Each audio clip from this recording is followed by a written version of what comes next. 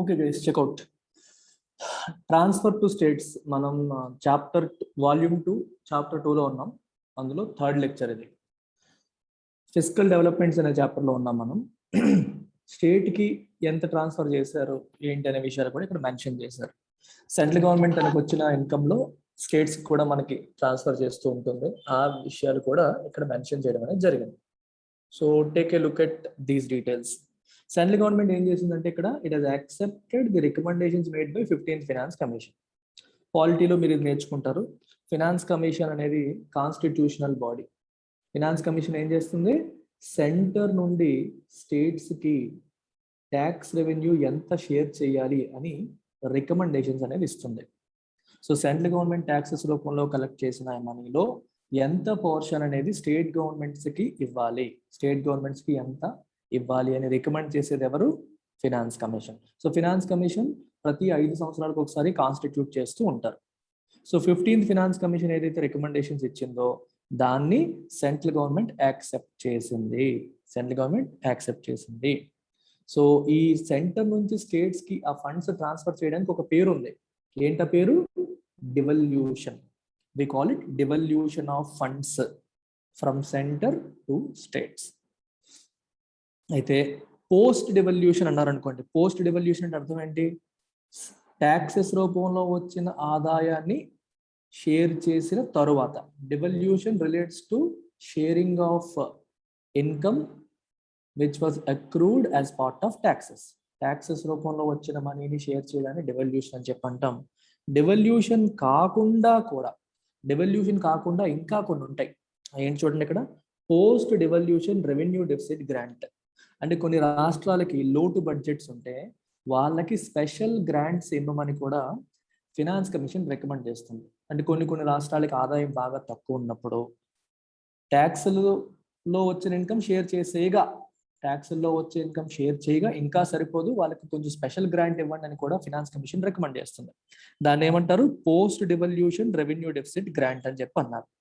అది 2019-20 సంవత్సరానికి అది finance commission 14th finance commission చెప్పిన దాని ప్రకారం 34,206 కోట్లు అయితే 2020-21 సంవత్సరానికి 74,340 కోట్లు అలొకేట్ చేశారు. అంటే అర్థం ఏంటి అక్కడ?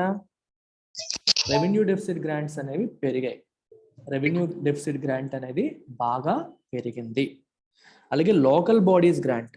లోకల్ బాడీస్ గ్రాంట్ అంటే లోకల్ బాడీస్కి, అర్బన్ లోకల్ బాడీస్కి, రూరల్ లోకల్ బాడీస్కి, వీటికి ఇవ్వమని గ్రాంట్ ఇస్తుంది. ఆ గ్రాంట్ కూడా ఆల్మోస్ట్ ఇంతకుముందు 87,352, ఇప్పుడేమో 90,000 crores అనేది ఉంది. మీకు ఇక్కడ మీకు కనిపిస్తుంది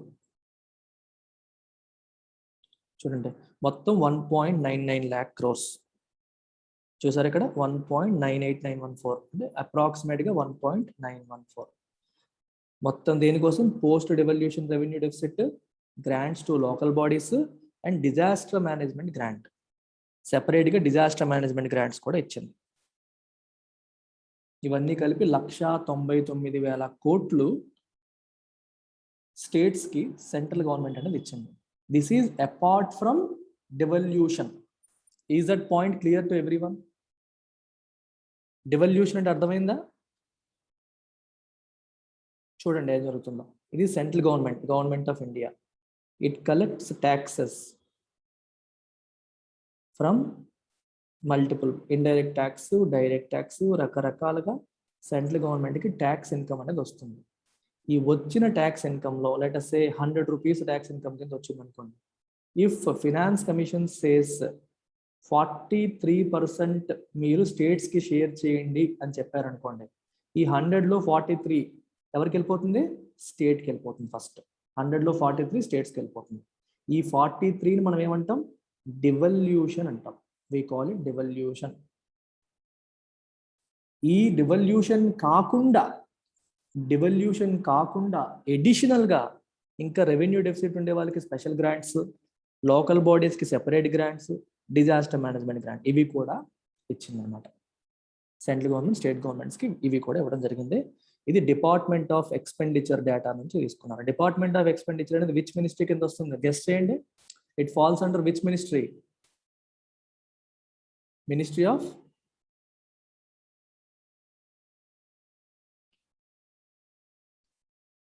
ఈజీగా చెప్పేయచ్చు. It falls under ministry of finance. Very good.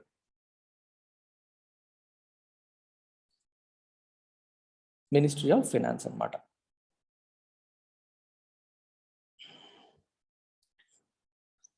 So let's look at central government debt. Central government debt మీకు నిన్న చెప్పాను. Central government debt, state government debt, general government debt. General government డెట్లో ఏమొస్తాయి? సెంటర్, స్టేట్, యూటీస్ అంటే దేశంలో ఉన్న అన్ని governments యొక్క డెట్ని కలగలిపితే వచ్చేది general government debt. This question might be asked in prelims. General government debt includes అనే ఆప్షన్స్లో central debt, state debt, debt of union territories, A, B and C అన్నారనుకోండి. ఏ, బి అండ్ సి మూడు కలిపి వస్తాయి. Not just state, not just centre, మూడు కలిపి మీకు వస్తాయి. ఇది సెంట్రల్ గవర్నమెంట్ డెట్ యొక్క కాంపోనెంట్స్ ఒకసారి అబ్జర్వ్ చేయండి. చార్ట్స్ చూసినప్పుడు భయపడకండి. జనరల్గా టెండెన్సీ ఏంటంటే ఎక్కువ పదాలు కనిపించిన, బొమ్మలు కనిపించిన, టేబుల్స్ కనిపించిన ఒక భయం వస్తుంది. ఎన్ని చదవాలా, ఎన్ని చూడాలనిపిస్తుంది. కానీ ఈ చార్ట్స్ని చదవడం మీరు అలవాటు చేసుకుంటే, especially as far as economy is concern, మీకు చాలా సింపుల్ అయిపోతుంది. 2-3 పారాగ్రాఫ్లు చదివే బదులు ఒక్క చార్ట్స్ అయితే సరిపోతుంది. అందులో ఉన్న టర్మ్స్ అన్ని మీకు అవగాహన ఉంటే చాలు. ఇప్పుడు ఇందులో ఉన్న టర్మ్స్ ఒకసారి చూసేద్దామా? ఫస్ట్ చూడండి, ఏలో ఏం చెప్పారు? పబ్లిక్ డెట్ అన్నారు. పబ్లిక్ డెట్ అని చెప్తూ తర్వాత ఏం రాశారు? A1, A2 అన్నారు. మరి A1 అంటే ఏంటి, A2 అంటే ఏంటో చూడండి. A1 ఇక్కడ ఉంది. A1 is what? Internal debt. Internal debt ఈ పదం వినగానే మీకు A2 ఏమై ఉంటుంది? External debt. A1 internal, A2 external. అంటే అర్థం ఏంటి? గవర్నమెంట్ ఆఫ్ ఇండియా బయట దేశాల్లో అంటే వరల్డ్ బ్యాంక్ నుంచి, IMF నుంచి, ADB ఏషియన్ డెవలప్మెంట్ బ్యాంక్ నుంచి, ఓకే, AIIB ఇలాంటి రకరకాల బ్యాంకుల నుంచి, ఎక్స్టర్నల్ బ్యాంకుల నుంచి కూడా గవర్నమెంట్ అప్పు తీసుకుంటూ ఉంటుంది. ఎక్స్టర్నల్ బ్యాంక్స్ నుంచి అప్పు తీసుకుంటూ ఉంటుంది. లేదా విదేశాల్లో గవర్నమెంట్ బాండ్స్ కూడా ఇష్యూ చేయొచ్చు. It can also issue bonds out side the country. Out side the country bonds కూడా ఇష్యూ చేయొచ్చు. ఇలా తీసుకున్న మనీని మనం ఏమంటాం? ఎక్స్టర్నల్ డెట్ అంటాం. This is called external debt. ఇప్పుడు మీకు ఒక లాజికల్గా ఒక క్వశ్చన్ అడుగుతాను. ఎక్స్టర్నల్ డెట్ అనేది రూపీస్లో ఉంటుందా, డాలర్స్లో ఉంటుందా, విదేశీ కరెన్సీలో ఉంటుందా? మీరే చెప్పండి. Now let's connect it with logic. కాన్సెప్ట్తో కనెక్ట్ చేద్దాం. ఎక్స్టర్నల్ డెట్ అనేది మీకు ఫారిన్ కరెన్సీలో ఉంటుంది కదా, డాలర్స్లోను వాటిలోనూ ఉంటుంది. నేను ఒక క్వశ్చన్ మీకు అడుగుతాను. ఎక్స్టర్నల్ డెట్ అనేది ఎక్కువగా ఉంది అనుకోండి. If external debt is more, then గవర్నమెంట్కి ఏ రిస్క్ ఉన్నట్టు? What kind of risk do we have in that sense? What kind of risk is the government having now? External debt ఎక్కువగా ఉంటే ఎటువంటి రిస్క్ మనకు ఉన్నట్టు? నువ్వు డాలర్స్లో అప్పు తీసుకున్నప్పుడు అప్పు ఎలా చెల్లిస్తావు? రూపీస్లో చెల్లిస్తావు, డాలర్స్లో చెల్లిస్తామా? మనం డాలర్స్లో అప్పు తీసుకుంటే డాలర్స్లోనే చెల్లించాలి. నువ్వు డాలర్తో పోలిస్తే రూపీ మార్క్ విలువ తగ్గిపోయింది అనుకోండి, అమౌంట్ సేమ్ ఉన్నప్పటికీ రూపీ నుండి డాలర్ కన్వర్ట్ చేసేటప్పుడు ఎక్కువ రూపీలు అవసరం అవుతున్నాయి అనుకోండి, అది మీకు రిస్కే కదా, గవర్నమెంట్కి లాసే కదా. దాన్ని ఏమంటాం మనం? కరెన్సీ రిస్క్ అంటాం. We call it currency risk or exchange rate risk. External debt అనేది ఎక్కువగా ఉంటే గవర్నమెంట్ ఆఫ్ ఇండియాకి ఏ రిస్క్ ఉంటుంది? కరెన్సీ రిస్క్ లేదా ఎక్స్చేంజ్ రేట్ రిస్క్ అనేది ఉంటుంది. ఎందుకంటే you are taking money in terms of dollars, not in terms of rupees. Is this point clear? ఇవి కాన్సెప్చువల్ క్వశ్చన్స్. సేమ్ దీని నుంచి మీకు కాన్సెప్చువల్ క్వశ్చన్స్ ఇలా అడగచ్చు. అర్థమైందా?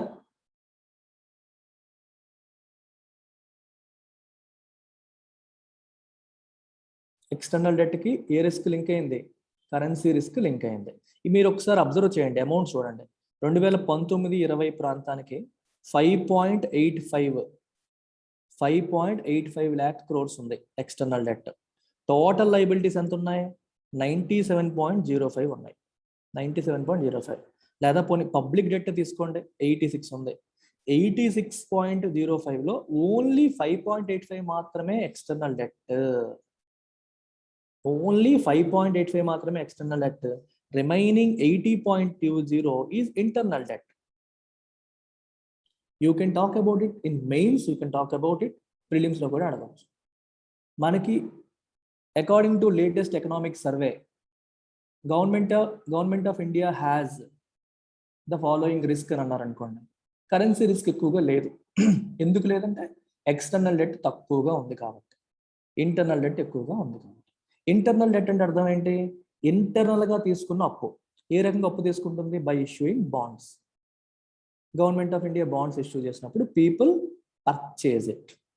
మనం ఇన్వెస్ట్మెంట్ ఆప్షన్ లాగా పీపుల్, బ్యాంక్స్ ఇవన్నీ కూడా ఈ బాండ్స్ని పర్చేజ్ చేస్తాయి. When we purchase bonds, money is flowing from our hands to government of India, which means government is taking a loan from us. అంతేనా? దీన్ని ఏమంటాం మనం? ఇంటర్నల్ డెట్ అని అంటాం. Now I will tell you one thing. Government bonds ఎప్పుడైనా issue చేసినప్పుడు in general interest rate అనేది ఫిక్స్డా కాదా?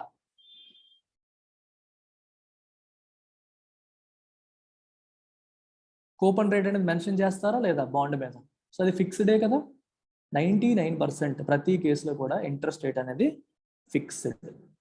ఇంట్రెస్ట్ రేట్ ఫిక్స్ అయినప్పుడు ఇంకో రిస్క్ ఎలిమినేట్ అయిపోతుంది. ఏంటి రిస్క్? Interest rate risk. అంటే రేపు పొద్దున్న వడ్డీలు పెరిగిపోతాయేమో అనే రిస్క్ కూడా గవర్నమెంట్కి లేదు. దాన్ని ఏమంటాం మనం? ఇంట్రెస్ట్ రేట్ రిస్క్ అని అంటాం. అంటే వడ్డీలు మారిపోతున్నాయి అనుకోండి, ఈరోజు తక్కువ వడ్డీలాగా అనిపించినా రేపు పొద్దున్న నెక్స్ట్ ఇయర్ వడ్డీ పెరిగిపోతే గవర్నమెంట్ ఎక్కువ చెల్లించాల్సి వస్తుంది. వడ్డీ ఫిక్స్డ్ అనుకోండి, బయట మార్కెట్లో ఎలా ఉన్నా సంబంధం లేదు, గవర్నమెంట్ చెల్లించే వడ్డీ మాత్రం సేమ్ ఉంటుంది. సో ఇంట్రెస్ట్ రేట్ రిస్క్ ఉండకూడదు అంటే ఫిక్స్డ్ రేట్ ఉండాలి. గవర్నమెంట్ తీసుకునే వాటిలో 90% ఫిక్స్డ్ రేటే ఉంటాయి కాబట్టి ఇంట్రెస్ట్ రేట్ రిస్క్ కూడా పెద్దగా లేదు. This is about public debt. Public డెట్లో ఏముంటాయి? Internal debt, external debt. ఈ రెండు కలిపితే ఏ అయింది. ఏ ఒక్కటేనా? ఇక్కడ ఏం కావాలి? Total liabilities A, B and C. మరి బిలో ఏముందో చూడండి, పబ్లిక్ అకౌంట్స్ ఉన్నాయి. పబ్లిక్ అకౌంట్ ఇది ఒక చాలా ఇంట్రెస్టింగ్ కాన్సెప్ట్, చాలా కేర్ఫుల్గా వినండి.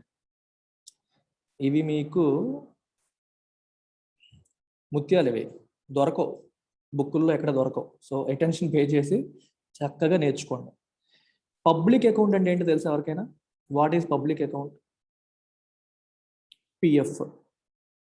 మనం ప్రావిడెంట్ ఫండ్ అని చెప్పి మన శాలరీ నుంచి కట్ అవుతూ ఉంటుంది కదండి, అది పిఎఫ్. అలాగే నేషనల్ స్మాల్ సేవింగ్స్ ఫండ్, ఇలాంటివన్నిటిని మనం ఏమంటాం? పబ్లిక్ అకౌంట్స్ అని అంటాం. మరి పబ్లిక్ అకౌంట్స్లో ఉండే డబ్బులు ఎవరివి అంటే పబ్లిక్ది. ఈ పబ్లిక్ అకౌంట్స్కి కస్టోడియన్ ఎవరు అంటే గవర్నమెంట్. ఈ పబ్లిక్ అకౌంట్స్కి ఒక కస్టోడియన్. గవర్నమెంట్ పబ్లిక్ అకౌంట్స్కి కస్టోడియన్, అంతేగాని గవర్నమెంట్ ఏమి ప్రజల దగ్గర అప్పు తీసుకోవట్లేదు కదా. అప్పు తీసుకోనప్పుడు మరి దాన్ని డెట్ అని ఎందుకు రాశాడు? Can someone tell me why? ఈ పాయింట్ చెప్తే మీరు తోప్ తురుమ్స్ అని అర్థం.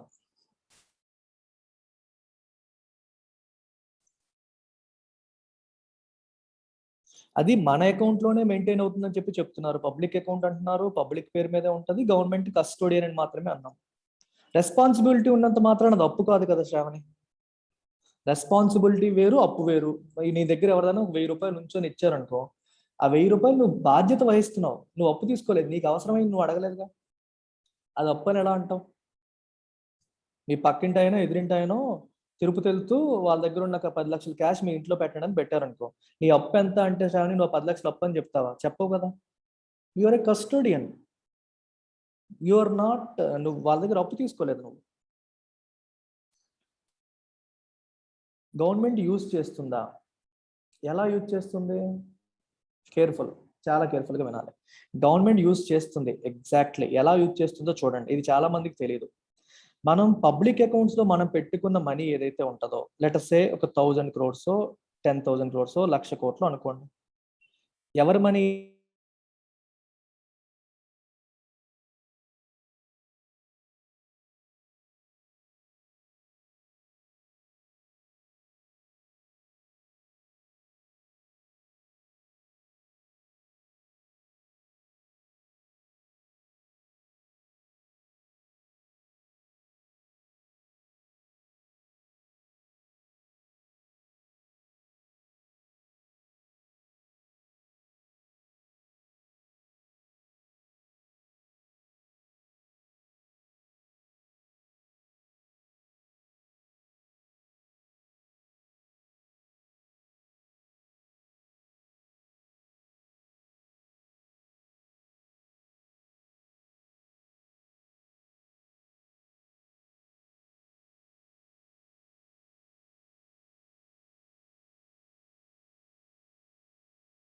Please wait a minute.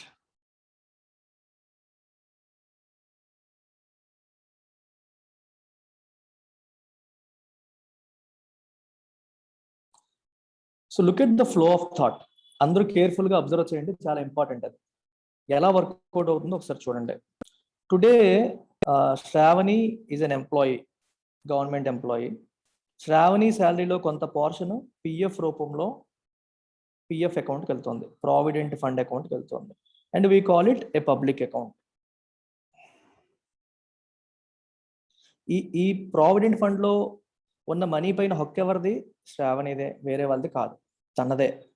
దీన్ని పబ్లిక్ అకౌంట్ అని చెప్పి అంటున్నాం. అయితే గవర్నమెంట్ ఆఫ్ ఇండియా ఏం చేస్తుందంటే, గవర్నమెంట్ ఆఫ్ ఇండియా మీకు తెలిసిందే, it issues bonds. Bond issue చేస్తుందంటే అర్థం ఏంటి?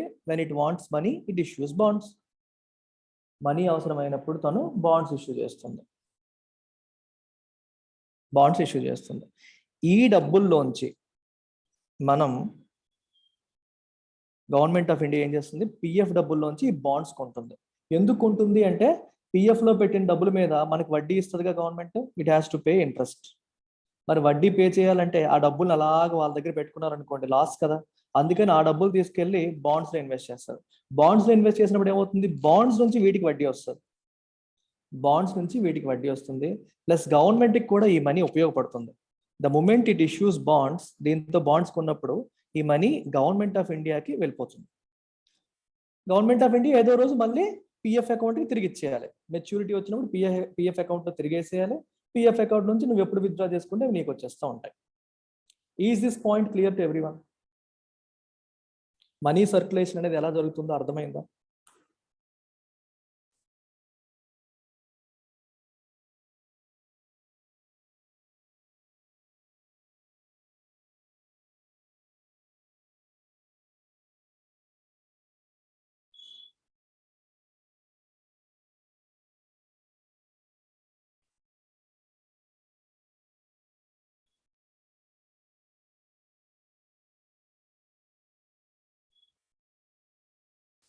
సో ఈ రకంగా మనీ అనేది ఫ్లో అవుతుంది. అయితే సెంట్రల్ గవర్నమెంటే కాదు, స్టేట్ గవర్నమెంట్స్ కూడా తీసుకుంటాయి లోన్స్. దీని నుంచి స్టేట్ గవర్నమెంట్స్ కూడా లోన్స్ తీసుకుంటాయి, స్టేట్ గవర్నమెంట్స్ కూడా లోన్స్ తీసుకోవడం. అందుకే ఇక్కడ రాశాడు పబ్లిక్ అకౌంట్లో అదర్ లయబిలిటీస్ అన్నాడు. ఈ అదర్ లయబిలిటీస్ ఇక్కడ ఏం రాశారు? చాలా డీటెయిల్గా రాశారు ఇక్కడ. They exclude part of NSSF, అంటే national small savings fund, to the extent of states borrowings from NSSF and investments in public agencies out of NSSF which do not finance central government deficit. దీని అర్థం ఏంటంటే, ఉన్న డబ్బంతా central government bonds లోకి వెళ్ళదు. కొంత small savings funds నుంచి వీళ్ళు స్టేట్ గవర్నమెంట్స్ కూడా అప్పు తీసుకుంటాయి, ఇంకా వేరే వాటిల్లో కూడా ఇన్వెస్ట్ చేస్తూ ఉంటారు. ఆ మనీని అప్పు కింద కౌంట్ చేయకూడదు. సెంట్రల్ గవర్నమెంట్కి ఏదైతే వెళ్తుందో ఆ మనీని మాత్రమే అప్పు కింద కౌంట్ చేయాలి. అది లెక్క. ఇది సెకండ్ ఆస్పెక్ట్. బి అయిపోయింది. సి చూడండి, ఎక్స్ట్రా బడ్జెటరీ రిసోర్సెస్. నిన్న చెప్పాను మీకు, what is extra budgetary resource? Government తరపున, ఫర్ ఎగ్జాంపుల్ పిఎస్యూస్ ఉంటాయి చూడండి, పబ్లిక్ సెక్టర్ అండర్టేకింగ్స్, ఎన్టీపీసీ కానీ, వీటి మన ఏంటది సెయిల్ కానీ, ఇలాంటి పిఎస్యూస్ లోన్ తీసుకుంటాయి. గవర్నమెంట్ డైరెక్ట్గా తీసుకోదు, పిఎస్యూస్ ద్వారా తీసుకునేలా చేస్తుంది. ఇలా తీసుకునే లోన్ని ఎక్స్ట్రా బడ్జెటరీ రిసోర్స్ అంటారు. డైరెక్ట్గా గవర్నమెంట్ లోన్ తీసుకునే బదులు పిఎస్యూస్ తీసుకుంటాయి, కానీ దీన్ని తీర్చేది గవర్నమెంటే, మళ్ళీ గవర్నమెంటే. దీన్ని ఎక్స్ట్రా బడ్జెటరీ రిసోర్స్ అంటారు. అల్టిమేట్గా గవర్నమెంట్ తీరుస్తుంది కాబట్టి అది కూడా కౌంట్ చేయాలి. So A, B and C, ఈ మూడు కలిపితే టోటల్ లయబిలిటీస్. ఇది సెంట్రల్ గవర్నమెంట్ యొక్క డెట్. సెంట్రల్ గవర్నమెంట్ అంటే ఎంత ఉంది? 2019-20కి 97 లక్షల కోట్లు మన సెంట్రల్ గవర్నమెంట్ దగ్గర ఉన్న అప్పు. అర్థమైందా? ఇది మన యొక్క అప్పు. అయితే మీరు అడగొచ్చు, సార్ అప్పు పెరిగిపోతుంది కదా సార్ అని. ఇక్కడ మీరు చూసారనుకోండి, 58 నుంచి 97 వరకు అప్పు పెరుగుతూ వచ్చింది. కానీ మనం చూడాల్సింది అప్పు ఒకటే కాదు. మీరు అడగొచ్చు, సార్ మా నాన్నగారికి 5 సంవత్సరాల క్రితమేమో 1,00,000 రూపాయలు అప్పు ఉండేది, ఈ రోజేమో 10 లక్షల అప్పు ఉంది అన్నారు. అంటే అప్పు పెరిగిపోతుంది మాకు అని నువ్వు భయపడాలి, బాధపడాలని నువ్వు అనుకుంటావు. కానీ 5 సంవత్సరాల క్రితం మీ నాన్నగారికి సంవత్సరానికి 10 లక్షలే ఇన్కమ్. ఇప్పుడు మీ నాన్నగారికి సంవత్సరానికి 1,00,00,000 రూపాయలు ఇన్కమ్ అనుకోండి. ఏమైనా ప్రాబ్లం ఉందా చెప్పండి మీరు. 10 లక్షల ఇన్కమ్ ఉన్నప్పుడు ₹1,00,000 అప్పు ఉండేది. అంటే 1/10 మీ ఇన్కంలో 1/10 అప్పు రూపంలో ఉంది. ₹1,00,00,000 ఇన్కమ్ ఉన్నప్పుడు 10 లక్షల అప్పు ఉంది. డిఫరెన్స్ ఏం లేదుగా, భయపడాల్సిన పని లేదు, బాధపడాల్సిన పని లేదు. అంటే అప్పుని మనం అబ్సల్యూట్ నెంబర్లో చూడకూడదు. You should compare your debt with respect to your income. ఆ అప్పుని కట్టగలిగే కెపాసిటీ ఉందా లేదనేది కదా ఇంపార్టెంట్. అప్పు ఉంది అంటే పెద్దోడు ఎక్కువ అప్పు తీసుకుంటాడు, చిన్నోడు తక్కువ అప్పు తీసుకుంటాడు. కట్టగలిగే కెపాసిటీ ఉందా లేదా, ఎంత ఆదాయం మీద ఇంత అప్పు చేస్తున్నారనే ఆస్పెక్ట్ చూడాలి. ఆ ఆస్పెక్ట్ మీకు ఎక్కడ వస్తుంది? Debt to GDP ratio. GDP అంటే అర్థం ఏంటి? నేషనల్ ఇన్కమ్, కంట్రీ యొక్క ఇన్కమ్ జీడిపి. డెట్ అప్పు అంటే జీడిపితో కంపేర్ చేస్తే మన అప్పు అనేది ఎంత పర్సెంట్ ఉంది. ఈ trend is a better indicator than plain debt. Only అప్పు మాత్రమే పెరిగిందా తగ్గిందా అని చూసే బదులు జీడిపిలో ఎంత పర్సెంట్ ఇంతకు ముందు ఉండేది, ఇప్పుడు ఎంత ఉంది, ఆ ట్రెండ్ మీరు చూసినప్పుడు 2004-05 ప్రాంతంలో ఆల్మోస్ట్ 55% ఆఫ్ జీడిపి ఉండేది అప్పు. ఇప్పుడు ఎంత అయింది? ఆల్మోస్ట్ 48 అలా వచ్చింది. అంటే ఒక రకంగా తగ్గింది.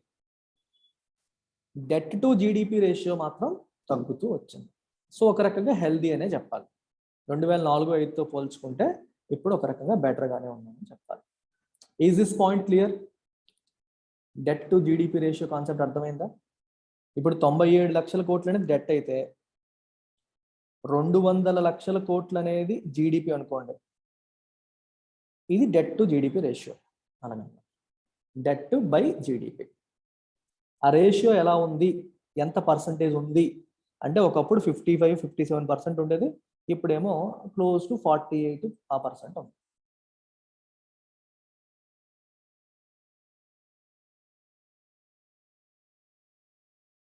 సో అబ్జర్వ్ ఎవ్రీ పాయింట్, ప్రతి ఒక్కటి నేర్చుకోండి. మెమరైజ్ చేయకండి, జస్ట్ తెలుసుకోండి అంతే. తెలుసుకుంటే మీకు క్లియర్గా ఉంటుంది. ఇగో నేను ఇందాక చెప్పాను మీకు, నేను ఊరికే చెప్పను ఇది. Central government debt is characterised by low currency and interest rate risk. చెప్పానా లేదా? కరెన్సీ రిస్క్ తక్కువ ఉంది అన్న. ఎందుకు తక్కువ ఉంది? ఎక్స్టర్నల్ డెట్ తక్కువ ఉంది కాబట్టి. చూడండి, low share of external debt in the debt portfolio. రెండోది, almost all public debt has been contracted at fixed interest rate. కాబట్టి ఇంట్రెస్ట్ రేట్ రిస్క్ కూడా లేదు. రేపు పొద్దున వడ్డీ రేట్లు పెరిగిపోతాయేమో అనే భయం కూడా లేదు. సో రెండు రకాలుగా కూడా గవర్నమెంట్ బాగానే ఉంది అని అర్థం. ఇదే మీకు చెప్తాను పాయింట్ ఉండదు.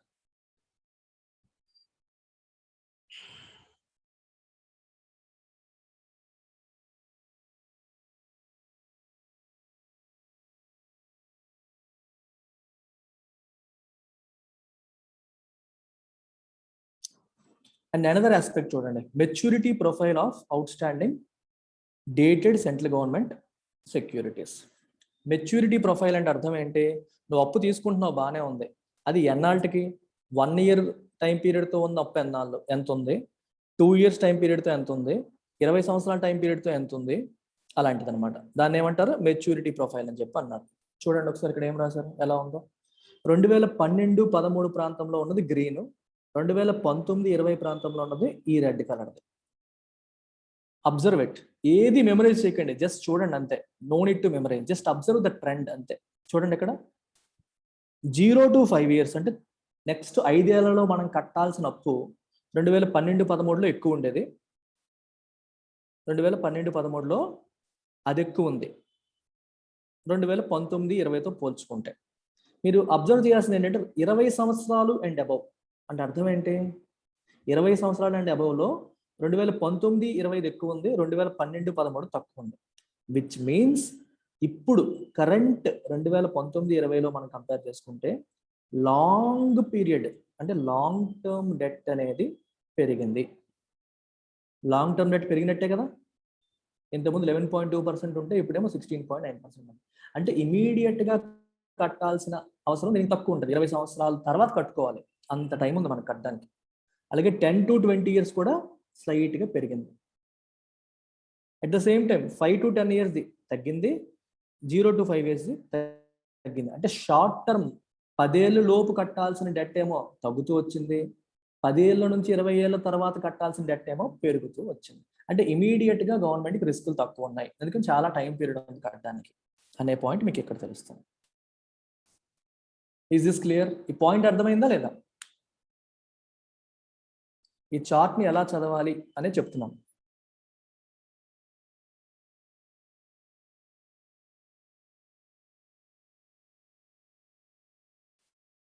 Waiting for your response. Right, very good. ఇవి స్టేట్ ఫినాన్సెస్. ఇది మీరు అంతా డీటెయిల్గా చదవక్కర్లేదు, డైరెక్ట్గా చార్ట్కి వెళ్ళిపోవడమే. స్టేట్ ఫినాన్సెస్లో కూడా మీకు same factors, cross fiscal deficit ఎంత, రెవెన్యూ డెఫిసిట్ ఎంత, డెట్ టు జీడిపి రేషియో ఎంత. సో ఇవి నెంబర్స్ చూసుకోవడం. ఇందులో పెద్దగా ఇవన్నీ మీకు ఆల్రెడీ ఎక్స్ప్లెయిన్ చేశాను. ఫిస్కల్ డెఫిసిట్ అంటే ఏంటి, రెవెన్యూ డెఫిసిట్ ఏంటి. సో స్టేట్లో కూడా own tax revenue, own non tax revenue, revenue expenditure, capital expenditure, ఇవన్నీ మళ్ళీ మాట్లాడుకున్న ఆస్పెక్ట్స్. This is important. నిన్న కూడా మీకు చెప్పాను, ఇది మీకు ప్రిలిమ్స్ అండ్ మెయిన్స్ రెండిట్లోనే important. Measures taken by the centre to support the states in the times of COVID-19. ఈ ఒక్క బాక్స్ మీరు చదువుకొని సేవ్ చేసుకుంటే, మీ పీడిఎఫ్లోనో నోట్స్లోనో రాసుకుంటే ఎనఫ్. స్టేట్స్ కోసం, స్టేట్స్ని సపోర్ట్ చేయడానికి సెంట్రల్ గవర్నమెంట్ ఏం చేసింది COVID-19 టైంలో. పాయింట్ నెంబర్ 1 ఏం చేసింది? Enhanced limit of borrowing for FY 2021 under Atmanirbhar Bharat package. So ఈ పాయింట్ అర్థం చేసుకుందాం. First, there is an act called FRBM Act. Full form ఏంటి? Fiscal responsibility.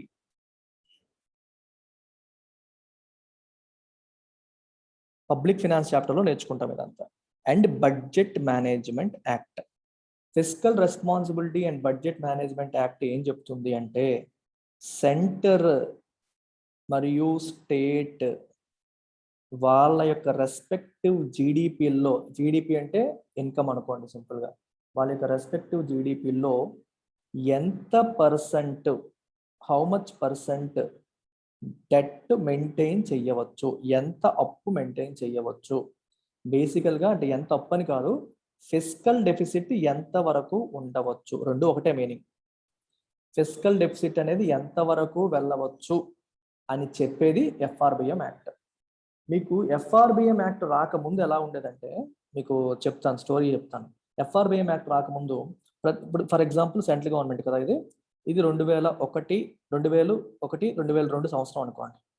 గవర్నమెంట్ ఏం చేసేదంటే, ఆ సంవత్సరం ఇన్కమ్ లెటసే 1 lakh crore అనుకోండి, ఖర్చులేమో 1.5 lakh crore అనుకోండి. గవర్నమెంట్ ఏం చేసేది, నా ఇన్కమ్ ఏమి ఎంత ఉంది, ఖర్చులేమో ఎంత ఎక్స్పెక్ట్ చేస్తున్నాం, సో నాకు 50,000 కోట్లు షార్టేజ్ ఉంది. 50,000 కోట్లు షార్టేజ్ ఉంది కాబట్టి ఏం చేసేదంటే ఆర్బీఐకి అడిగేది. ఆర్బీఐకి నాకు 50,000 కోట్లు కావాలంటే ఆర్బీఐ ప్రింట్ చేసేసేది. ఆర్బీఐ ఇమీడియట్గా ప్రింట్ చేసి ఎంత అవసరం అంటే అంత ప్రింట్ చేసుకుని ఇచ్చేసేవారు. సో దీన్ని ఏమంటారంటే డెఫిసిట్ ఫినాన్సింగ్ అంటారు. This is not correct. Deficit financing వల్ల ఏం జరుగుతుంది, నీకు సిస్టంలో మనీ సప్లై పెరిగిపోతూ ఉంటుంది, ఇన్ఫ్లేషన్కి దారితీస్తూ ఉంటుంది, అండ్ గవర్నమెంట్కి అడ్డు అదుపు ఉండదు. అంటే నువ్వు ఎంతైనా ఖర్చు పెట్టేయచ్చు అనే పద్ధతి వచ్చేస్తుంది. నా ఆదాయానికి తగినట్టు ఖర్చు పెట్టాలని లేకుండా ఇష్టం వచ్చినట్టు ఖర్చు పెట్టడం, అవసరమైతే ఆర్బీఐకి ప్రింట్ కొట్టేయమని చెప్పడం. ఇదేంటంటే ఫిస్కల్ ఇండిసిప్లిన్, ఒక ఆర్థిక క్రమశిక్షణ రాహిత్యానికి ఇది దారితీస్తుంది. అందుకని ఏం చేశారంటే తర్వాత చట్టం తీసుకొచ్చి FRBM యాక్ట్ తీసుకొచ్చారు. And they told government should not ask RBI to print money, first thing. Second thing, government should not take loan from RBI directly. RBI దగ్గర గవర్నమెంట్ డైరెక్ట్గా అప్పు తీసుకోకూడదు అని చెప్పి తేల్చేశారు.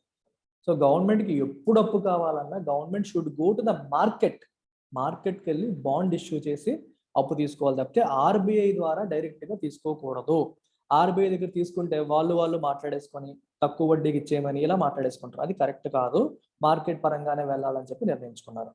అందులో ఇదంతా మనకి అడిషనల్ ఇన్ఫర్మేషన్. ఇక్కడ మీరు గుర్తుపెట్టుకోవాల్సిన విషయం ఏంటంటే, ఫిస్కల్ డెఫిసిట్కి లిమిట్ ఉంటుంది. ఇష్టం వచ్చినట్టు అప్పులు చేయకూడదు, ఇష్టం వచ్చినట్టు ఖర్చులు పెట్టకూడదు అనేది లిమిటేషన్ అనమాట. అయితే COVID-19 అనేది ఎక్స్ట్రాడినరీ టైం కాబట్టి, నార్మల్ టైం కాదు కాబట్టి, ఖర్చులు అనుకోకుండా పెరిగిపోయాయి, ఆదాయం అనేది అనుకున్న దానికంటే తగ్గిపోయింది కాబట్టి బారోయింగ్ లిమిట్, ఎంత బారో చేయొచ్చు అనే లిమిట్ ఏదైతే ఉందో దాన్ని ఎన్హాన్స్ చేశారు, అంటే పెంచారు. Borrowing limit has been enhanced. నార్మల్గా బారో చేసిన దానికంటే 2% ఎడిషనల్ బారోయింగ్కి సెంట్రల్ గవర్నమెంట్ స్టేట్ గవర్నమెంట్స్కి పర్మిషన్ ఇచ్చింది. State governments central government permission లేకుండా ఎక్స్ట్రా అప్పు తీసుకోకూడదు. సెంట్రల్ గవర్నమెంట్ ఏం చేసింది, ఇంకో 2% మీరు ఎక్స్ట్రా, మీకు 4% నార్మల్గా లిమిట్ అయితే 6% తీసుకోండి. అంటే మీ జీడిపిలో 4% వరకు తీసుకునే హక్కు ఉందనుకోండి, టేక్ 6%, అనదర్ 2% తీసుకోండి అని చెప్పి సెంట్రల్ గవర్నమెంట్ పర్మిషన్ ఇచ్చింది. అయితే గుర్తుపెట్టుకోండి, ఈ పర్మిషన్లో కూడా లిటిగేషన్ ఉంది. సో ఈ 2% ఎక్స్ట్రా అయితే మొత్తం ఎంత అవ్వాలి, 4.27 lakh crores అవ్వాలి. అయితే సెంట్రల్ గవర్నమెంట్ ఏం చెప్పిందంటే కండిషన్స్ అప్లై, డైరెక్ట్గా 2% ఎక్స్ట్రా తీసుకోవడం కాదు నాన్న, మీకు 2% ఇస్తాను, కానీ ఈ 4 కండిషన్స్ మీరు ఫుల్ఫిల్ చేయాలని చెప్పాను.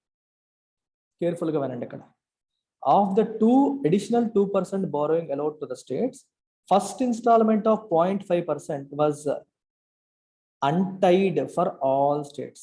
2%లో మొదటి 0.5% అనేది కండిషన్స్ ఏమీ లేకుండా ఇచ్చేసింది. ఇంకో 1%, ఇంకో 0.5%, ఇలా 3 భాగాల కింద చేసింది. 2% 3 ముక్కలు చేసింది. మొదటి 0.5% ఏ కండిషన్స్ లేకుండా ఇచ్చేసింది. నెక్స్ట్ 1%ని 4 ముక్కలు చేసింది, మళ్ళీ 4.25 కింద మార్చి 4 కండిషన్స్ పెట్టింది. Implementation of 1 nation 1 ration card system, ఇది మీరు ఇంప్లిమెంట్ చేయండి, ఇంకో 0.25% తీసుకోండి అప్పు. Ease of doing business reforms, కొన్ని రిఫార్మ్స్ సజెస్ట్ చేసింది, అవి ఇంప్లిమెంట్ చేస్తే I will give you another 0.25% loan తీసుకోండి.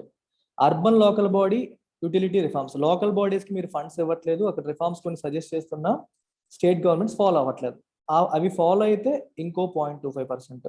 పవర్ సెక్టార్ రిఫార్మ్స్ ఫాలో అయితే ఇంకో 0.25% రిఫార్మ్స్, 0.25% ఎడిషనల్ బారోయింగ్. ఈ 4 కండిషన్స్ ఫుల్ఫిల్ చేస్తే ఆ 1% కూడా మీరు అప్పు తీసుకోవచ్చు. 2 ఫుల్ చేశారనుకోండి 0.25 + 0.25, 3 చేశారనుకోండి 3.25, 1 చేస్తే 1.25% మాత్రమే వస్తుంది. ఫైనల్ 0.5, ఈ ఫైనల్ 0.5 చూడండి, దీనికి ఏం లింక్ చేశారు, was conditional on undertaking at least 3 out of the above mentioned reforms. ఈ 4 మినిమం 3 చేస్తే ఈ 0.5 వస్తుంది. మీరు 2 చేసి ఆపేసారు అనుకోండి, మీకు ఏమొస్తుంది, ఒరిజినల్ 0.5 వస్తుంది ప్లస్ ఇందులో 1% వస్తుంది, అంటే 0.5 వస్తుంది. 0.5 + 0.5 1% మాత్రమే. ఈ లాస్ట్ 0.5 మరి రాదు, ఎందుకంటే మినిమం 3 చేయాలి. 4 కండిషన్స్లో మినిమం 3 చేస్తేనే లాస్ట్ 0.5% వస్తుంది. ఇన్ని లింకులు పెట్టింది అనమాట. అప్పు తీసుకోండి కానీ ఈ కండిషన్స్ అప్లై అని చెప్పింది. సో అర్థమైందా, కండిషన్స్ అర్థమయ్యాయి అందరికీ?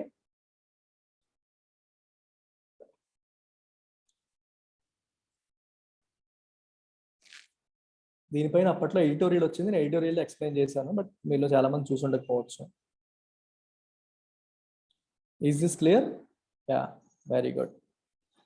అయితే డిసెంబర్ 30 2020 నాటికి 10 స్టేట్లు ఈ 1 నేషన్ 1 రేషన్ కార్డు ఇంప్లిమెంట్ చేశాయి. 7 స్టేట్లు ఏమో శ్రావణి, మరీ too much Shravani, urban local body అంటే మున్సిపాలిటీస్, మున్సిపల్ కార్పొరేషన్స్, 7 స్టేట్లు ఏమో have completed the stipulated reforms in the ease of doing business. Ease of doing business reforms ని ఇంకో 7 స్టేట్లు చేశాయి. 2 స్టేట్లు ఏమో లోకల్ బాడీ రిఫార్మ్స్ ని కూడా తీసుకొచ్చాయి. సో ఈ ఎడిషనల్ బారోయింగ్ అంతా ఎంత వచ్చింది, ఇప్పటికి 51,682 కోట్లు వచ్చింది. అయితే మొత్తం ఎలిజిబిలిటీ ఎంత, 4.27 లక్షల కోట్లు, కాకపోతే 51,682 కోట్లు మాత్రమే రిలీజ్ అయింది. అంటే కండిషన్స్ అన్ని ఫుల్ఫిల్ చేస్తేనే ఇస్తారు, లేకపోతే చేయరు. అలాగనమాట. This is one aspect. Second aspect వచ్చేసి జిఎస్టీ కాంపెన్సేషన్. జిఎస్టీ కాంపెన్సేషన్ గురించి 100 సార్లు మనం ఎడిటోరియల్స్లో మాట్లాడుకున్నాం, క్లాస్లో మాట్లాడాం. సో వినని వాళ్ళు ఒకసారి మీరు రివిజన్ చేసుకోండి. జిఎస్టీ 2015-16 సంవత్సరం నుంచి ఇంప్లిమెంట్ చేశారు. జిఎస్టీ ఇంప్లిమెంట్ చేసిన తర్వాత స్టేట్ గవర్నమెంట్స్ ఇంతకుముందు వ్యాట్ అని చెప్పి, మీకు తెలిసిందే, union list, state list, concurrent list అని ఉంటాయి. ఇందులో స్టేట్ లిస్ట్లో ఉన్న అంశాలపైన స్టేట్ గవర్నమెంట్స్ ట్యాక్స్లు విధిస్తాయి. యూనియన్ లిస్ట్లో ఉన్న అంశాలపైన సెంట్రల్ గవర్నమెంట్ ట్యాక్స్లు విధిస్తుంది. ఇది నార్మల్గా ఉండేది. నార్మల్గా. అప్పుడేమో స్టేట్ గవర్నమెంట్స్ వ్యాట్ అని, సెంట్రల్ గవర్నమెంట్ ఏమో సెన్ వ్యాట్ అని, అంటే సెంట్రల్ గవర్నమెంట్ వ్యాట్ అని ట్యాక్సులు వేసాయి. జిఎస్టీ వచ్చిన తర్వాత వన్ నేషన్ వన్ ట్యాక్స్ అయిపోయింది. సో ఈ జిఎస్టీ సిస్టంలో ఏమైందంటే స్టేట్ లిస్టు యూనియన్ లిస్టు అని చెప్పి తీసేశారు. తీసేసి GST items, non GST items అయ్యాయి అంతే. కొన్ని ఐటమ్స్ మీద జిఎస్టీ వేయట్లేదు, కొన్ని ఐటమ్స్ మీద వేస్తున్నారు. అది స్టేట్ లిస్ట్ ఐటమా సెంట్రల్ లిస్ట్ ఐటమ్ అనే కాన్సెప్ట్ ఎగిరిపోయింది. One nation one tax. ఈ జిఎస్టీలో మళ్ళీ మీకు ఐజిఎస్టీ అని, సిజిఎస్టీ అని, ఎస్జిఎస్టీ అని చెప్పి 3 తీసుకొచ్చారు.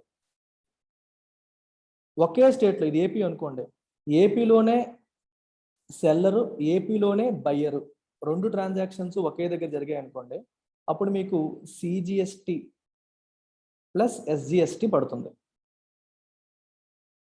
ఫర్ ఎగ్జాంపుల్ మీరు ఎల్టీఎక్స్ క్లాసెస్లో పర్చేజ్ చేశారు. ఎల్టీఎక్స్ క్లాసెస్లో మీరు మన కోర్స్ పర్చేజ్ చేశారు అనుకోండి. పర్చేజ్ చేసినప్పుడు మీకు ఏం పడతాయి? సిజిఎస్టీ, ఎస్జిఎస్టీ పడతాయి. ఎందుకంటే నేను ఉన్నది వైజాగ్లో, మీరున్న ప్రాంతంలో, రైట్? సిజిఎస్టీ, ఎస్జిఎస్టీ పడుతుంది. అలా కాకుండా నేను వచ్చి సాఫ్ట్వేర్ కొన్నాను. ఇప్పుడు ఈ సాఫ్ట్వేర్ నేను వేరే స్టేట్ నుంచి కొన్నాను, అప్పుడు నాకు ఐజిఎస్టీ పడుతుంది. అంటే ప్రొడక్షన్ ఒక దగ్గర, కన్జంప్షన్ ఒక దగ్గర, సేల్ ఒక దగ్గర అయితే ఐజిఎస్టీ, ప్రొడక్షన్ సేలు 2 ఒకే దగ్గర అయితే సిజిఎస్టీ ప్లస్ ఎస్జిఎస్టీ పడతాయి. 18% ట్యాక్స్ అనుకోండి మామూలుగా. సిజిఎస్టీ అండ్ ఎస్జిఎస్టీ వేస్తే 9% ప్లస్ 9%, అది 9%, ఇది 9% వేస్తారు. ఓన్లీ ఐజిఎస్టీ పెడితే 18% వేస్తారు. సో ఇవన్నీ basics which you should have known already. అయితే ఇక్కడ మనం ఫోకస్ చేయాల్సిన ఆస్పెక్ట్ ఏంటి అంటే జిఎస్టీ తీసుకురావడం వల్ల, అంటే 2014 వరకు, 14-15 వరకు స్టేట్స్కి వ్యాట్ సిస్టమ్ ఉండేది. వాళ్ళకి నచ్చినంతగా ట్యాక్స్లు డబ్బులు సరిపోదంటే వ్యాట్ పెంచుకుంటూ వెళ్ళిపోయారు. వ్యాట్ తీసేసి జిఎస్టీ తీసుకొచ్చిన తర్వాత జిఎస్టీ ఎంత ఉండాలని డిసైడ్ చేసేది ఎవరు? GST council. Neither state government nor central government, GST council decide చేస్తారు. జిఎస్టీ కౌన్సిల్లో సెంట్రల్ ఫినాన్స్ మినిస్టర్, స్టేట్ నుంచి అపాయింట్ చేయబడ్డ స్టేట్ ఫినాన్స్ మినిస్టర్స్ కానీ, నామినేట్ చేయబడ్డ అదర్ మినిస్టర్స్ కానీ మెంబర్స్గా ఉంటారు. వీళ్ళందరూ కలిపి డిసైడ్ చేస్తారు ఎంత ట్యాక్స్లు వేయాలి అని. మరి కొత్త సిస్టమ్ తీసుకొచ్చినప్పుడు స్టేట్స్కి ఆదాయం తగ్గిపోయే అవకాశం ఉంది కదా. ఇంతకు ముందేమో మేము ట్యాక్స్లు వేసుకునే వాళ్ళం, మాకేమో లెటర్స్ మాకు 1,00,000 కోట్ల ఆదాయం వచ్చేది. ఇప్పుడు వచ్చేసి మీరు వ్యాట్ తీసేసి జిఎస్టీ తీసుకొచ్చారు, దీనివల్ల మాకు ఆదాయం తగ్గిపోతే ఎవరిది రెస్పాన్సిబిలిటీ అని చెప్పి స్టేట్స్ అడిగాయి సెంటర్కి. దానికి సెంటర్ ఏం చెప్పిందంటే నేను మీకు కాంపెన్సేట్ చేస్తానని చెప్పాను. I will provide compensation. ఏ రకంగా కాంపెన్సేట్ చేస్తారంటే ప్రతి సంవత్సరం లెటర్సే మీకు 14% పెరుగుతుంది అనుకుందాం. మీ ఆదాయం 14% ఎవ్రీ ఇయర్ పెరుగుతుందని అస్యూమ్ చేసుకుందాము అని చెప్పి సెంటర్ అనింది. అంటే 2014-15లో మీకు 1,00,000 కోట్లు అయితే నెక్స్ట్ ఇయర్ ఎంత ఉంటుంది? వ్యాట్ సిస్టమే కంటిన్యూ అయ్యి ఉంటే అప్రాక్సిమేట్గా 1,14,000 కోట్లు ఉండాలి. ఇది అస్యూమ్డ్. మరి జిఎస్టీ ఇంప్లిమెంట్ చేస్తారు. జిఎస్టీ ఇంప్లిమెంట్ చేయడం వల్ల లెటర్సే మీకు 1,05,000 కోట్లు మాత్రమే వచ్చింది అనుకోండి. అజంప్షన్ ఏంటి? మీరు వ్యాట్లో ఉండుంటే ఎంత వచ్చి ఉంటుంది అని చెప్పి అజంప్షన్. కానీ రియాలిటీలో వచ్చింది ఎంత? 1,05,000 కోట్లు. డిఫరెన్స్ ఎంత? 1,14,000కి 1,05,000కి 9,000 కోట్లు. 9,000 కోట్లు అనేది డిఫరెన్స్. ఈ 9,000 కోట్లు ఎవరు ఇస్తారు? సెంట్రల్ గవర్నమెంట్ ఇస్తుంది. అలా ఇస్తానని చెప్పి సెంట్రల్ గవర్నమెంట్ మాట ఇచ్చింది అనమాట. అర్థమైందా? మీరు పాత సిస్టంలో ఉంటే సంవత్సరానికి 14% పెరుగుతుందని అనుకుందాం. మీరు అది క్యాల్కులేట్ చేసుకుని పక్కన పెట్టుకోండి. 2014-15 పాత సిస్టంలోనే ఉంది కాబట్టి అది రిఫరెన్స్ కింద తీసుకోండి. 14% పెంచి 15-16కి ఎంత, 14% పెంచి 16-17కి ఎంత, 14% పెంచి 17-18 అలా 5 సంవత్సరాలకు వేసుకోండి. అది అజంప్షన్. పాత సిస్టంలో ఉంటే ఎంత వచ్చేది అని అజంప్షన్. కొత్త సిస్టంలో ఎంత వచ్చిందో క్యాల్కులేట్ చేసుకుందాం. పాత సిస్టమ్కి కొత్త సిస్టమ్కి డిఫరెన్స్ ఎంత ఉందో అది నేను మీకు కాంపెన్సేట్ చేసేస్తాను, నేను మీకు తిరిగి ఇచ్చేస్తానని సెంట్రల్ గవర్నమెంట్ స్టేట్ గవర్నమెంట్స్కి మాట ఇచ్చింది. మాట ఇస్తే స్టేట్ గవర్నమెంట్స్ అన్నీ ఒప్పుకున్నాయి. అయితే మరి ఎక్స్ట్రా కాంపెన్సేట్ చేస్తానని మాట ఇచ్చింది కదా, మరి కాంపెన్సేట్ చేయాలంటే సెంట్రల్ గవర్నమెంట్కి డబ్బులు కావాలి కదా. సెంట్రల్ గవర్నమెంట్ డబ్బులు ఎక్కడ వస్తాయి? అందుకని సెంట్రల్ గవర్నమెంట్ ఏం చేసిందంటే జిఎస్టీ కాంపెన్సేషన్ సెస్ని తీసుకొచ్చింది. GST compensation cess. సెస్ అనేది ఒక special tax. Cess is nothing but a special tax. Cess అనేది ఒక పర్టికులర్ పర్పస్ కోసం కలెక్ట్ చేసే ట్యాక్స్ని సెస్ అంటారు. ఇప్పుడు మామూలుగా ఇన్కమ్ ట్యాక్స్ కలెక్ట్ చేసింది అనుకోండి సెంట్రల్ గవర్నమెంట్. ఇన్కమ్ ట్యాక్స్ ఒక పర్టికులర్ పర్పస్ కోసమే ఖర్చు పెట్టాలని రూల్ ఉందా? లేదు. మన దగ్గర కలెక్ట్ చేస్తున్న మనీని సెంట్రల్ గవర్నమెంట్ దేనికోసమైనా ఖర్చు పెట్టచ్చు. మీకు మరుగుదొడ్లు కట్టించడానికి ఖర్చు పెట్టచ్చు, రోడ్లు వేయడానికి ఖర్చు పెట్టచ్చు, మనకి వెల్ఫేర్ స్కీమ్స్ కోసం ఖర్చు పెట్టి వాళ్ళ ఇష్టం, దీనికోసమే ఖర్చు పెట్టాలని లేదు. కానీ స్వచ్ఛ భారత్ సెస్ అని మీరు పదం వినుంటారు. స్వచ్ఛ భారత్ సెస్ వేశారు, ఇది స్పెషల్ ట్యాక్స్. దీని ద్వారా వచ్చిన మనీని సెంట్రల్ గవర్నమెంట్ దేని పెడితే దానికి ఖర్చు పెట్టడానికి లేదు. It has to be spent only for Swachh Bharat. ఆ పర్టికులర్ పర్పస్ కోసం మాత్రమే ఖర్చు పెట్టాలి. అందుకే దాన్ని సెస్ అన్నారు, ట్యాక్స్ అలా. Cess is a special tax. Particular purpose ని దృష్టిలో పెట్టుకుని వేసే ట్యాక్స్ ని సెస్ అంటారు. అలాగే జిఎస్టి, స్టేట్స్ కి జిఎస్టి కాంపెన్సేషన్ ఇవ్వాలి అనే పర్పస్ ని దృష్టిలో పెట్టుకుని తీసుకొచ్చిన సెస్ జిఎస్టి కాంపెన్సేషన్ సెస్. ఇది ఏం చేశారంటే ఎక్కువగా సిన్ ఐటమ్స్ అంటే పాపపు వస్తువులు, అంటే ఎలాంటివి, సిగరెట్లు, గుట్కాలు, లిక్కరు, ఇలాంటి వాటి మీద ఈ జిఎస్టి కాంపెన్సేషన్ సెస్ వేసి దాని ద్వారా వచ్చిన మనీ ద్వారా గవర్నమెంట్ స్టేట్ గవర్నమెంట్స్కి కాంపెన్సేషన్ ఇస్తూ వచ్చింది. ఇంతవరకు ఎటువంటి ప్రాబ్లము లేదు. కానీ 2020-21 సంవత్సరంలో కోవిడ్ వచ్చింది. కోవిడ్ రావడం వల్ల సెంటర్కి ఆదాయం తగ్గిపోయింది, స్టేట్స్కి ఆదాయం తగ్గిపోయింది. స్టేట్స్ ఏమంటున్నాయి, ఎప్పట్లాగే మాకు షార్ట్ ఫాల్ వచ్చింది, మీరు కాంపెన్సేట్ చేయండి అని అడిగాయి. సెంటర్ ఏమంటది, ఇది నార్మల్గా జిఎస్టి తీసుకురావడం వల్ల వచ్చిన షార్ట్ ఫాల్ కాదు, ఇది యాక్ట్ ఆఫ్ గాడ్, ఇది నా చేతిలో లేదు. మీరు జిఎస్టి తీసుకురావడం వల్ల వచ్చింది అయితే నేను ఇచ్చేసేవాడిని, కానీ ఇది మన చేతిలో లేదు, మీ చేతిలో లేదు, నా చేతిలో లేదు, నేను ఎందుకు ఇవ్వాలి? నార్మల్ కాంపెన్సేషన్ నేను ఇస్తాను కానీ ఇలాంటి కాంపెన్సేషన్ నేను ఇవ్వలేనని చెప్పి సెంటర్ తేల్చేసింది. గోపాల ఓకే, యాక్ట్ ఆఫ్ గాడ్ ఇది, నేను ఇవ్వలేనని చెప్పి తేల్చింది. సో సెంటర్కి స్టేట్కి విపరీతమైన గొడవలు అయ్యాయి. అందుకే ఫిస్కల్ ఫెడరలిజం, కోఆపరేటివ్ ఫెడరలిజం కాస్త కాన్ఫ్రంటేషనల్ ఫెడరలిజం అయిపోయింది. కోఆపరేటివ్ అంటే ఒకదానికొకటి సహకరించుకునే సమాఖ్య వ్యవస్థ ఉండాలి అని అనుకునేవారు. అది కాస్త ఒకదాని మీద ఒకరికి నమ్మకం లేకుండా సెంటర్ వర్సెస్ స్టేట్స్ లాగా మారిపోయింది. సెంటర్ అండ్ స్టేట్స్ అని ఉండాల్సింది సెంటర్ వర్సెస్ స్టేట్స్ లాగా మారిపోయి ప్రతి కౌన్సిల్ మీటింగ్లోనూ వాదోపవాదాలు జరగడం అనేది జరిగింది. ఎంత అడిగినా సరే, స్టేట్స్ ఎంత అడిగినా సరే సెంటర్ ససేమిరా అనేది ఒప్పుకోలే, ఇస్తానని ఒప్పుకోలేదు. చివరికి అడగ్గా చివరికి ఏం చెప్పిందంటే సెంట్రల్ గవర్నమెంట్ స్టేట్ గవర్నమెంట్స్కి ఆప్షన్ ఇచ్చింది. ఏ ఆప్షన్ ఇచ్చింది? an option to either borrow the shortfall arising out of GST implementation through issue of debt under a special window coordinated by the Ministry of Finance, which was passed on to the states and UTs. ఇది option 1. అంటే అర్థం ఏంటి? Central government అప్పు తీసుకుంటుంది, loan తీసుకుంటుంది. Loan అంటే debt, అదే bonds issue చేయడం ద్వారా ప్రజల దగ్గర మనీని సేకరిస్తుంది. తీసుకున్న మనీ యాజ్ ఇట్ ఈస్గా మీకు ఇచ్చేస్తుంది. ఇది ఆప్షన్ 1. అర్థమైందా? స్టేట్ గవర్నమెంట్స్ అప్పు తీసుకోకర్లా, అప్పు ఇస్తానంటోంది. ఊరికే కాదు, అప్పు స్టేట్ గవర్నమెంట్స్కి నేను అప్పు తీసుకుంటాను మార్కెట్ నుంచి, ఇలా తీసుకొని యాజ్ ఇట్ ఈస్గా మీకు పాస్ ఆన్ చేస్తాను. బ్యాక్ టు బ్యాక్ లోన్స్ అంటారు దీన్ని. మార్కెట్ నుంచి అప్పు తీసుకొని యాజ్ ఇట్ ఈస్గా స్టేట్ గవర్నమెంట్స్కి పాస్ ఆన్ చేసేయడం ఒక ఆప్షన్. సెకండ్ ఆప్షన్ ఏంటి? మీరే ఇష్యూ చేసుకోవడం, స్టేట్ గవర్నమెంట్స్ ఇష్యూ చేసుకోవడం. ఇది రెండో ఆప్షన్. సో 2 ఆప్షన్స్లో మొదటి ఆప్షన్నే అన్నీ కూడా సెలెక్ట్ చేసుకున్నాయి. Almost all the 28 states and 3 UTs decided to go for option 1, which involves back-to-back borrowing coordinated by Ministry of Finance. దీన్ని ఎంచుకున్నాయి. ఈ రకంగా 1.1 lakh crore has been operationalized since 23rd-20. Government of India దీంట్లో already 54,000 కోట్లు states తరపున అప్పు చేసి స్టేట్స్కి ఇచ్చేసింది. 54,000 కోట్లు ఇప్పటికంటే 1.1 lakh crores మొత్తం, అందులో 54,000 కోట్లు ఆల్రెడీ అప్పు తీసేసుకొని స్టేట్స్కి ఇచ్చేయడం అనేది జరిగిపోయింది. అయితే ఆప్షన్ 1 ఎంచుకునే వాళ్ళకి సెంట్రల్ గవర్నమెంట్ ఏం చెప్పిందంటే, states are also entitled to get unconditional permission to borrow final installment of 0.5% of GSDP. ఈ 0.5% ఎక్కడి నుండి వచ్చిందమ్మా? ఇందాక మాట్లాడాం, ఎడిషనల్ 2% అని అన్నాం చూడండి. దాంట్లో మొదటి 0.5%, తర్వాత 1%, లాస్ట్ 0.5%. ఈ 1%లో మళ్ళీ 4 into 0.25% విన్నారు మీరు. ఈ లాస్ట్ 0.5%కి మామూలుగా ఇంతకుముందు కండిషన్ ఏంటి? ఇక్కడ 4 కండిషన్స్లో కనీసం 3 చేయాలి. 4 రిఫార్మ్స్లో 3 రిఫార్మ్స్ చేస్తే ఈ 0.5% మీరు అప్పు తీసుకోవడానికి అవకాశం ఇస్తామని చెప్పారు. ఇప్పుడేం చెప్పిందంటే, కండిషన్స్ ఏమీ లేకుండానే ఈ 4th 0.5% మీరు తీసుకోవచ్చు అని చెప్పింది. పరిస్థితులు బాగోలేవు కాబట్టి తీసుకోవచ్చు అని చెప్పింది. సో దీనివల్ల ఏమైంది, ఇంకో 1.07 lakh crores మొబిలైజ్ అయిపోయింది. ఇంతకు ముందు ఉన్న 1.1 lakh crore ప్లస్ ఇది 1.07 lakh crore మొబిలైజ్ అయిందనమాట. అర్థమైంది ఈ పాయింట్ మీకు? చదవండి ఒకసారి, మళ్ళీ ఒకసారి చదివితే మీకు మొత్తం క్లియర్ అయిపోతుంది. ఆల్రెడీ మనం మాట్లాడింది అది. ఇన్ ఎడిషన్ టు దిస్, దీంతో పాటు సెలక్షన్ ఆప్షన్ 1 సెలెక్ట్ చేసుకునే వాళ్ళకి they can carry forward unutilised extra borrowing ceilings. అంటే 2020-21కి మీకు లెట్స్ సే 1.5 మొత్తం 2%లో 1.5% ఎలిజిబిలిటీ మీకు వచ్చింది అనుకోండి, కండిషన్స్ అన్ని అప్లై చేయగా.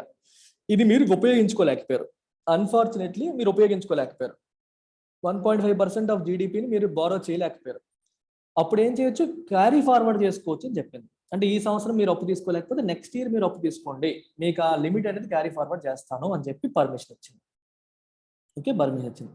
మూడవది, with a view to protecting states from higher borrowing cost. States అన్ని పోటీ పడి మార్కెట్లోకి వెళ్ళేయండి ఒకేసారి. అటు ఏపీ గవర్నమెంట్ బాండ్స్ ఇష్యూ చేస్తుంది, సెంట్రల్ మన తమిళనాడు వీళ్ళందరూ ఇష్యూ చేస్తారు అనుకోండి. యాక్చువల్గా స్టేట్స్ ఇష్యూ చేసే వాటిని బాండ్స్ అంటారు. We call them SDL, state development loan అని అంటారు. వీళ్ళందరూ ఒకరితో ఒకరు పోటీ పడి ఇష్యూ చేసేసరికి ఇంట్రెస్ట్ రేట్లు పెరిగిపోయే అవకాశం ఉంటుంది. అప్పు తీసుకునే వాళ్ళు ఎక్కువ ఉన్నప్పుడు ఏం చేస్తారు, వడ్డీ రేట్లు పెరిగిపోతాయిగా, డిమాండ్ పెరిగిపోయి దీనివల్ల రిస్క్ ఉంటుందని చెప్పి సెంట్రల్ గవర్నమెంట్ ఏం చెప్పిందంటే, the centre will endeavour to keep the cost at or close to government security yield for the special borrowing window.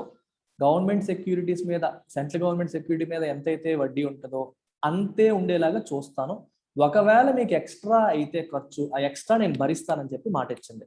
Will bear the margin between G-Secs and average state development loan yields up to 50 BPS subsidy ద్వారా ఇస్తానని చెప్పాను. దీని అర్థం ఏంటంటే, union government bond మీద నీకు ఒక letter సే 6% వడ్డీ పడుతూ ఉంటే, స్టేట్ డెవలప్మెంట్ లోన్ అంటే స్టేట్ గవర్నమెంట్ ఇష్యూ చేసే బాండ్ మీద 6.5% వడ్డీ పడుతుంది అనుకోండి. ఈ ఎక్స్ట్రా 0.5% ఏదైతే ఉందో అది నేను సబ్సిడైజ్ చేస్తాను, మీకు ఇచ్చేస్తాను అని చెప్పి చెప్పింది. ఎక్స్ట్రా 0.5% నేను సబ్సిడైజ్ చేస్తానని చెప్పి సెంట్రల్ గవర్నమెంట్ స్టేట్ గవర్నమెంట్కి మాట ఇచ్చింది అనమాట. అప్ టు 0.5% వరకు, ఇంకా ఎక్కువైపోతే నేను చేయలేను, 0.5% వరకు మీకు ఇస్తాను అని చెప్పి చెప్పడం జరిగింది. ఓకే, చూడండి, interest on the borrowing under the special window will be paid from compensation cess.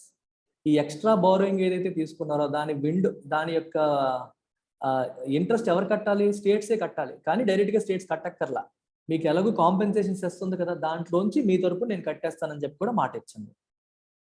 అలాగే ట్రాన్సిషన్ పీరియడ్ అయిపోయిన తర్వాత principal and interest will also be paid from the proceeds of cess by extending the cess beyond the transition period. And GST compensation cess అనేది ఒరిజినల్గా 5 yearsకి అనుకున్నారు, 2021 last అని చెప్పి అనుకున్నారు. కానీ ఇప్పుడు ఏమంటున్నారంటే, ఈ ఎక్స్ట్రా పరిస్థితులు వచ్చాయి కానీ దీన్ని ఎక్స్టెండ్ చేద్దాం, ఇంకా ఎక్స్టెండ్ చేసి మీ అప్పులన్నీ, వడ్డీలు అప్పులు మొత్తం అంతా తీరేంత వరకు సెస్ని ఎక్స్టెండ్ చేసుకుంటూ వెళ్ళిపోదాము, ఆ వచ్చిన డబ్బులతో అప్పులన్నీ తీర్చుకుందాం అని చెప్పి సెంట్రల్ గవర్నమెంట్ స్టేట్ గవర్నమెంట్స్కి ఎష్యూరెన్స్ ఇచ్చింది అనమాట. ఇది లాస్ట్ పాయింట్.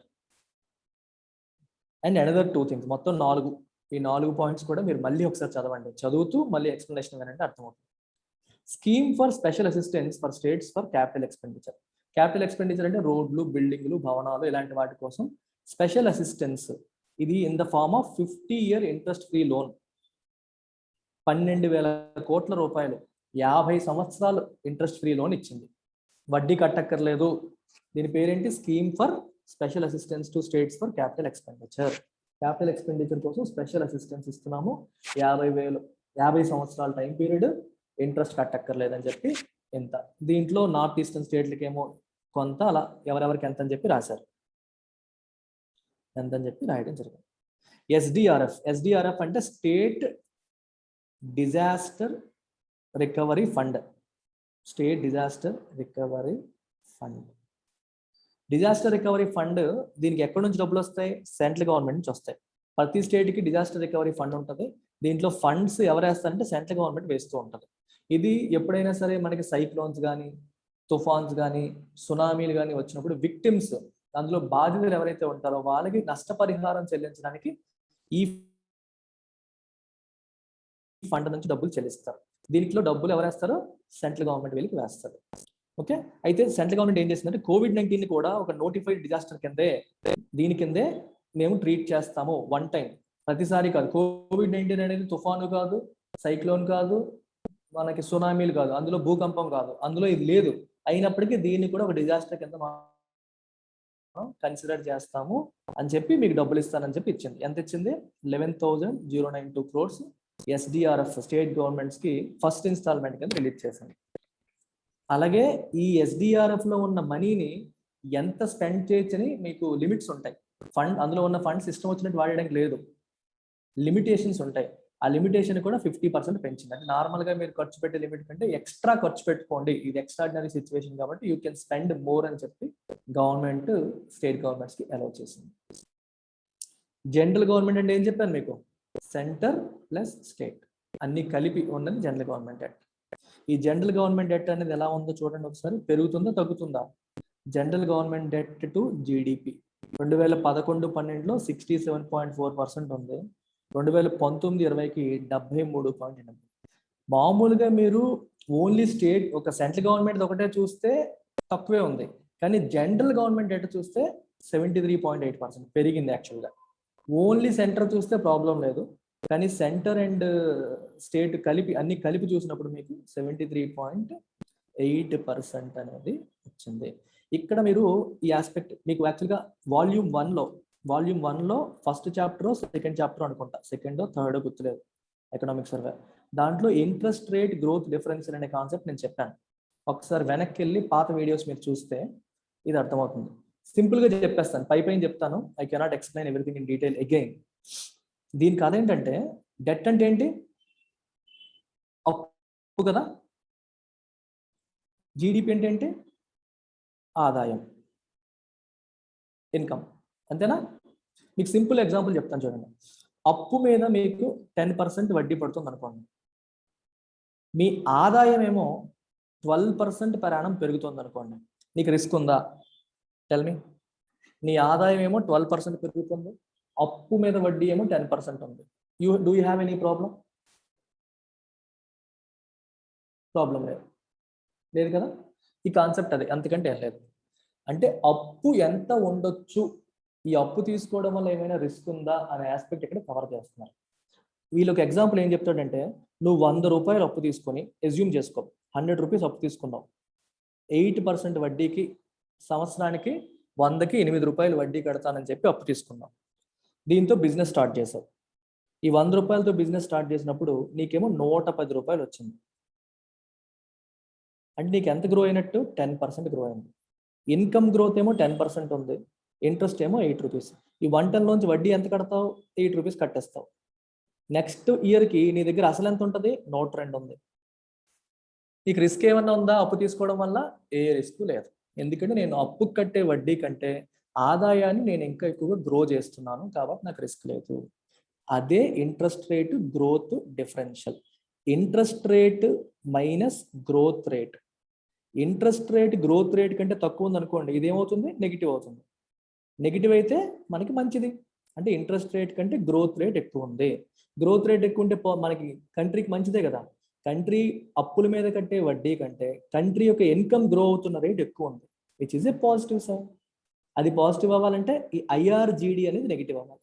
మీరు చూడండి, ప్రతి సంవత్సరం కూడా 2011-12 నుంచి 2019-20 వరకు IRGD has been negative, which means Indian government's income is growing at a faster rate than the interest it is paying on loans. Is this point clear? IRGD మీద క్వశ్చన్ అడిగే అవకాశాలు ఉన్నాయి. Interest rate growth differential, interest rate minus growth. మీ question రకరకాలుగా అడగొచ్చు. If IRGD is positive, is it good for the economy? Answer ఏంటి? IRGD positive అయితే మంచిదా?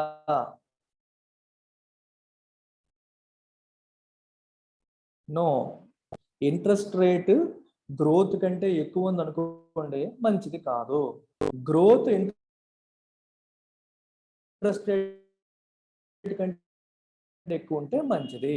But formula interest rate minus growth rate అనేది నెగిటివ్ ఉంటే రిస్క్ తక్కువ, positive ఉంటే రిస్క్ పెరుగుతుంది. సో మీరు ట్రెండ్ చూసుకోండి. 2011-12 నుంచి 2019-20 వరకు ప్రతి సంవత్సరం కూడా ఇంట్రెస్ట్ రేట్ గ్రోత్ డిఫరెన్షియల్ అనేది నెగిటివే ఉంది. చాలా సార్లు మీకు ఎగ్జామ్ లో ఎస్పెషల్లీ మెయిన్స్ ఆన్సర్ రైటింగ్ లో ఇలాంటి కాన్సెప్ట్స్ ఉపయోగించవచ్చు. దేర్ ఈస్ ఎ క్వశ్చన్, మీకు క్వశ్చన్ వస్తుంది మెయిన్స్ లో, ఇలాంటి క్వశ్చన్ అడుగుతారు. Is it good that the government takes a lot of debt and funds its development programme? Debt ఎక్కువగా తీసుకొని డెవలప్మెంట్ ప్రోగ్రామ్ ని ఫండ్ చేయడం అనేది కరెక్టా అని అడిగారు అనుకోండి, మీరు ప్లెయిన్ గా ఆ మంచిది చెడ్డది అని రాసేదానికంటే ఇలాంటి ఫ్యాక్ట్స్ అనేవి మీరు మెన్షన్ చేస్తూ ఆన్సర్ రాశారనుకోండి, one parameter while evaluating whether it is good to take debt and fund development programme is interest rate growth differential. If you look at it from 2011 and 12 to 2019 and 20, it has been negative, which means Indian economy is growing at a faster rate. That means Indian GDP is growing at a faster rate than the rate of growth of interest. So even if you take debt, you are growing, we are using the debt in an efficient way. Then efficient way ga upayogistunam and we are growing it.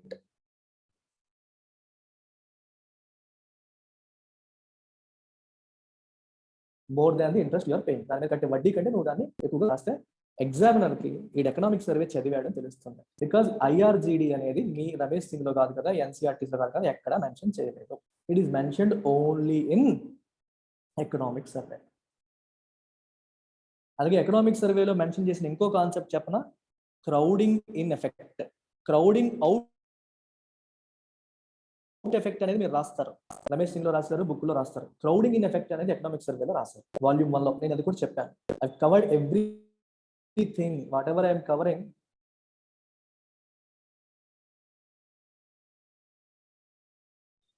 Detail గా cover చేస్తాను, especially this.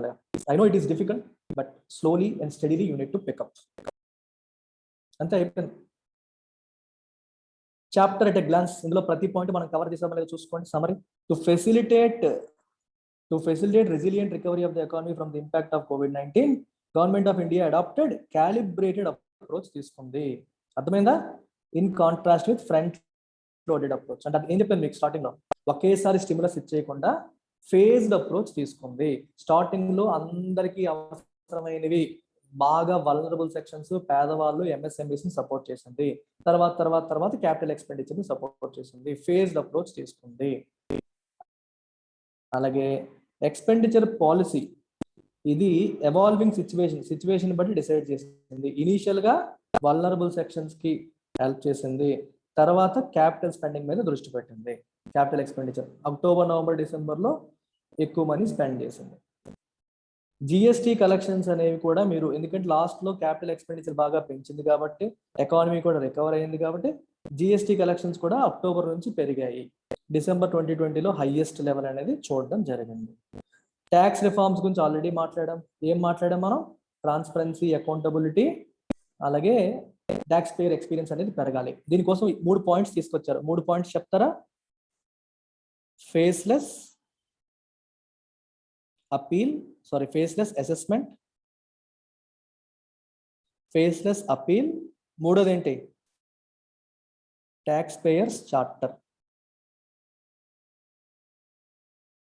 These are the 3 pillars of taxation reforms. 3 pillars of taxation reforms ఏంటి? Faceless assessment, faceless appeal, tax payers charter. ఈ 3 తీసుకొచ్చింది. అంతే. చూడండి ఇక్కడ last point చూడండి. In the wake of global pandemic outbreak, general government debt అంటే central plus states అనేది is expected to register a fiscal slippage, అంటే బాగా పెరిగిపోయే పరిస్థితి కనిపిస్తుంది. On account of the shortfall of revenue and higher expenditure requirement. Revenue ఏమో తగ్గిపోయింది, expenditure requirement పెరిగిపోయింది కాబట్టి ఫిస్కల్ స్లిప్పేజ్ అంటే GDP, debt to GDP ratio పెరిగిపోతుంది, తప్పదు. హౌవెవర్, అయినప్పటికీ longer term sustainability depends క్రూషియల్లీ on reviving growth relative to the interest cost of the government debt. దీన్ని ఏమంటాం మనం? ఐఆర్జిడి, డెట్ సస్టైనబిలిటీ అంటారు దీన్ని.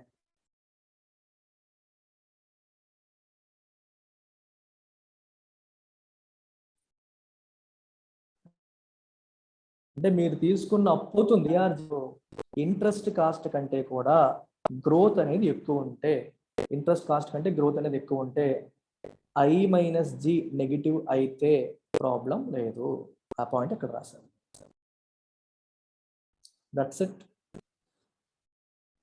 రేపు ఇంకొక నెక్స్ట్ చాప్టర్ స్టార్ట్ చేద్దాం. సో మీరు ఏం చేస్తారు, ఇంటికి గో త్రూ ఇట్. నేను ఏవైతే కవర్ చేశానో అవన్నీ చదవండి. మరొకసారి చదువుకొని those of you who are attempting it in 2021 make notes. కొన్ని ఇంపార్టెంట్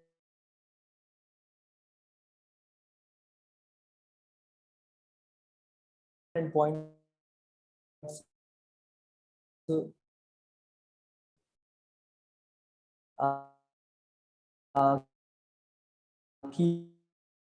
కీవర్డ్స్ మెయిన్స్ వెళ్ళేటప్పుడు మరి డిసగ్రీ ఉంటాయి.